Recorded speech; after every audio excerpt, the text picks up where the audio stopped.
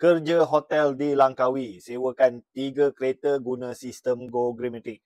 9 bulan sewaan RM48,820, untung RM22,030. Okey, ini adalah Facebook Team GoGreenmatic.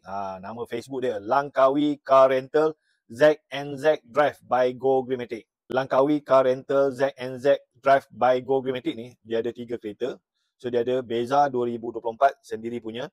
Dia ada Azia 2017 pajak. Dia ada Saga 2015 sendiri. Okey, Langkawi Car Rental ZNZ Drive by GoGreenmatic ni, dia sertai GoGreenmatic pada 9 Jun 2023.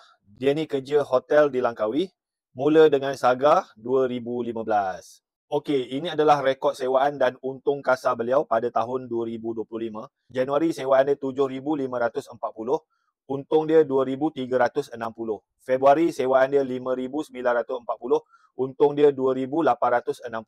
Mac sewaan dia 3,900. Untung dia 1,830. April sewaan dia 4,410. Untung dia 2,330. Mei sewaan dia 9,160.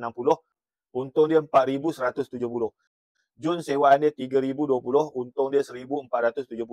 Julai sewaan dia 2,530. Untung dia 2,020. Ogos sewaan dia 5,090, untung dia 1,880.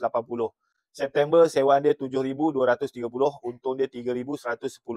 Daripada Januari sampai September 2025, jumlah sewaan dia RM48,820 dan untung dia RM22,030. Okey, macam mana? Sambil-sambil kerja kat hotel, uruskan 3 kereta sewa menggunakan sistem GoGreenmatic. So dalam masa 9 bulan, beliau dapat menjanam pendapatan sewa sebanyak RM48,820 dan dapat untung RM22,030.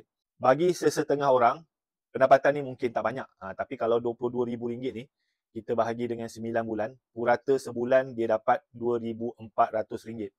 So okey lah kan, siapa nak bagi tiap-tiap bulan RM2,400 kan? So masih kerja dekat hotel, ada gaji, kereta boleh pakai percuma dan ada extra income RM2,400 sebulan. Duduk pula dekat Langkawi.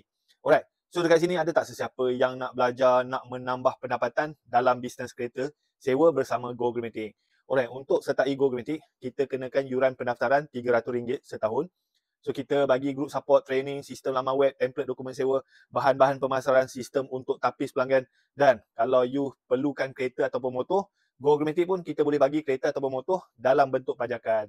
Kalau you nak join GoGreenmatic, tak kisah you ada kereta ke, tak ada kereta ke, you kerja swasta ke, kerja kerajaan ke, suri rumah ke, tak ada kerja ke, duduk bandar ke, duduk kampung, tak duduk dekat Malaysia pun boleh buat bisnes kereta sewa dengan GoGreenmatic. Alright, so kalau you nak join GoGreenmatic, you komen nak join, you screenshot video ni, you pergi dekat saya punya bio, you message saya cakap nak join team GoGreenmatic. Like, follow, komen dan share kalau nak belajar macam mana nak buat bisnes kereta dan motor sewa dengan betul. Boleh-boleh.